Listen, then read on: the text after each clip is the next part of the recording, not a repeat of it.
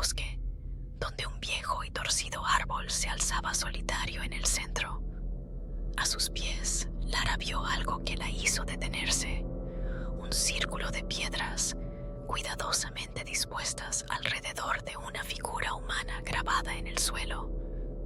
La figura parecía un cuerpo, pero al acercarse, vio que estaba hecha de ramas y hojas, aunque tenía una forma extrañamente realista.